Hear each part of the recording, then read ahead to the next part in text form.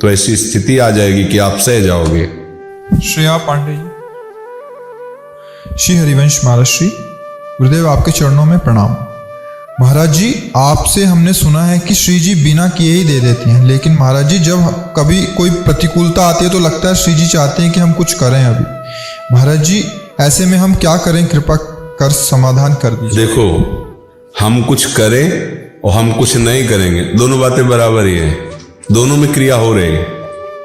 हम कुछ करें और हम नहीं करेंगे, दोनों में क्रिया हो रही है। प्रकृति से संबंध रखना, अहंकार से नहीं करूंगा या करूंगा, दोनों में करता है। नहीं करने में भी करता है, मैं नहीं करूंगा, और करता करूंगा, दोनों में।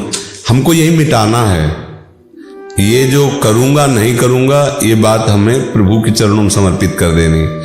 अब जो आप कराओगे वही हो, जैसे रखोगे वैसे रहोगे, आपके सिवा हमारा कोई नहीं। कठपुतली बन जाओ प्रभु की, उनको जो करवाना है वो करवा लेंगे।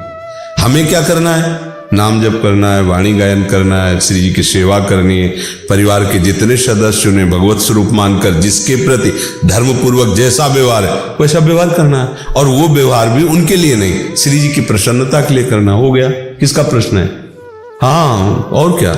और श्री जी क्या आपका भाव है? जी का भाव है कि श्री जी खुद ही भरण पोषण कर देंगे, बट जब बाहरी घर समाज के लोग कहते हैं कि तुम कुछ नहीं कर रहे, और फिर इनको लगता है कि ठीक है हम नौकरी करनी चाहिए या कुछ, उससे भरण पोषण, फिर हमें खुद जाके कर्म करें, उससे जाके जो मिले उस भाव को समझ। दो मार्ग हैं। एक है निवृत्ति मार्ग, वैराग्य संन्यास विरक्त मार्ग। एक है गृहस्थी मार्ग। अगर आप विरक्ति के मार्ग की भाषा को गृहस्थी में उतारेंगे तो नहीं समझ पाओगे। अगर आप गृहस्थ वेश में हैं तो आप सही ढंग से पूरा सत्संग सुनो। इसीलिए तो पूरा मेडिकल स्टोर भरा, लेकिन सब तुम्हारे लिए थोड़ी भरा है।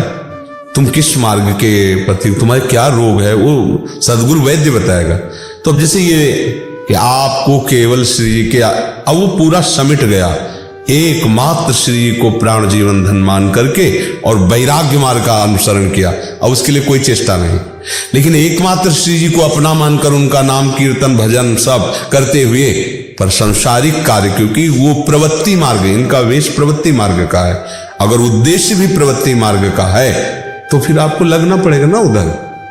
अब जैसे हमसे कोई विरक्त वेश वाला पूछे तो उसको समझ में आ जाएगी ये बात कि श्री जी के आश्रित जैसा श्री जी चाहे भरण पोषण। अच्छा, अपने परिवार में तो 2-4 लोग होते हैं, यहाँ तो 400-500 का चलता है। किसी से मांगना नहीं, कोई भी साधक यहाँ से जाकर के किसी से कहीं भी कहीं चंदा कुछ मांगना नहीं। कोई किसी की पर्चियां नहीं कटती, न कहीं दान पेटी रखी हुई। कभी किसी से यहाँ इंगित नहीं किया जाता कि साधु सेवा चलती है, ये चलता है, वो चलता है। आप सब विश्वंभर प्रभु जानते हैं, जिस समय जो चाहिए किसी न किसी को निमित्त बनाते, जबरदस्ती वो सब व्यवस्था कर देता है। अब ये हम तुमको नहीं कह सकते, तुमको करना पड़ेगा। क्यों? तुम गृहस्थ में हो, तुम्हारा मार्ग प्रवृत्ति मार्ग है। तुम जाओ 4 घंटे 6 घंटे 8 घंटे व्यापार किसानी नौकरी करो, उसमें जो कमाया वो श्री जी को अर्पित करते, परिवार को श्री जी का मानकर उसकी सेवा में रत रहो। मार्ग को समझना होगा ना। भगवत प्राप्ति के 2 मार्ग हैं, एक प्रवृत्ति एक निवृत्ति। अब निवृत्ति मार्ग की बात आप प्रवृत्ति में धारण करो तो कैसे बनेगा? अब आप अगर अभी निवृत्ति, तो पूछो उन बच्चियों से जो बैठी हुई हैं बैरागी लिए, उनकी क्या चेष्टा है? सुबह से शाम तक भजन किए, चिंता हमारी श्री जी को है। अब इसको ये स्वेटर लाना है, बनियान लानी है, इसको देखो वो मंजन लाना है, ये व्यवस्था कर, उनको कोई मतलब नहीं, सब चल रहा है उनका। क्यों? निवृत्ति हो, संसार से विरक्त सैकड़ों तो हैं बैठे, कोई मतलब नहीं। उनसे पूछो हमारा भरण पोषण किससे होता है? श्री जी से होता है, कोई प्रश्न ही नहीं। अब आप गृहस्थ वेश में हो, संसार का आश्रय लियो, परिवार में तो करना पड़ेगा। तो बात को समझना है, क्योंकि सत्संग तो सबके लिए होता है ना, किसी एक व्यक्ति के लिए सत्संग नहीं होता, सत्संग सबके लिए होता है।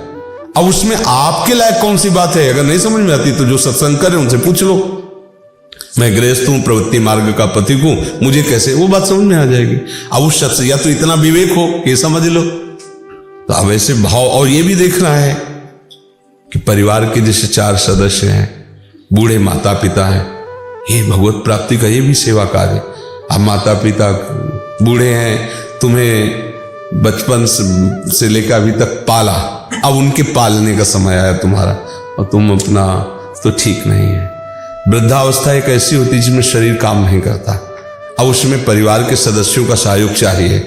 मान लो एक जवान लड़का है या जवान लड़की है, अब वो अपने बूढ़े माता पिता को छोड़ दे, कोई सेवा करने वाला नहीं। मुझे लगता है भगवत प्राप्ति के लिए सही मार्ग उस समय ये है कि उन बूढ़े माता पिता की सेवा करो, उनका शरीर पूरा हो जाए, या आप बैराग्य ले लो। फिर तो ये बातें समझनी पड़ेगी कर्तव्य की। शास्त्र तो भगवत प्राप्ति के बहुत से मार्ग बता रहा है, पर आप कहाँ हो, आपकी उस समय आवश्यकता क्या है, उस बात को समझना होगा। अब और घर में सब सेवा करने वाले हैं, आपका मन बैराग्य में हो गया, निकल लो चुपचाप, चल रहा है सब काम।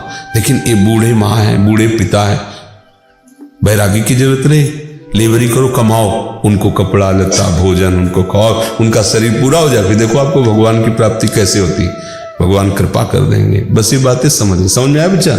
हाँ। दासी स्वरूपा,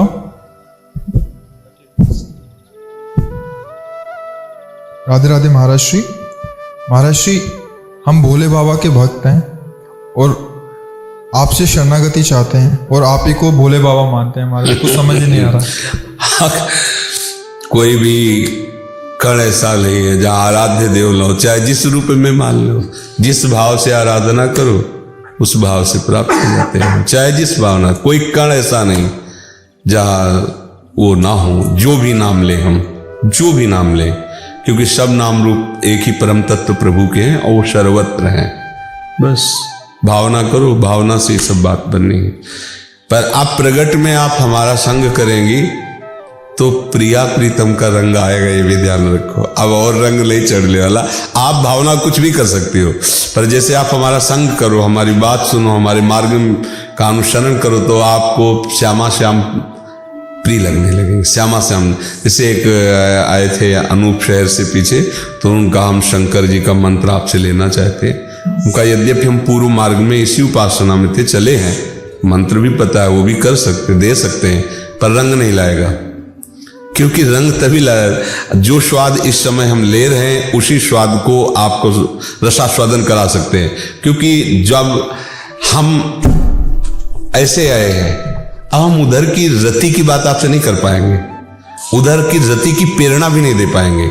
अगर बात होगी तो इधर है कि राधा राधा बोलो राधा, तो अब अगर ऐसा मान कर कि गुरु शिव स्वरूप है और उनके वचन अमृत स्वरूप है, तो चलो बोलते राधा राधा रटो, तो शिव जी ने बोला राधा राधा रटो रटो, काम हो जाएगा।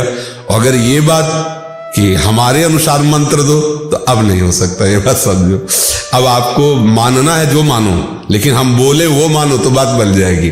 क्योंकि भगवान शिव ने हमको यही कृपा प्रसाद दिया, वाराणसी से कृपा करके जो वृंदावन रस दिया, ये उनकी हेतु की कृपा से हुआ है।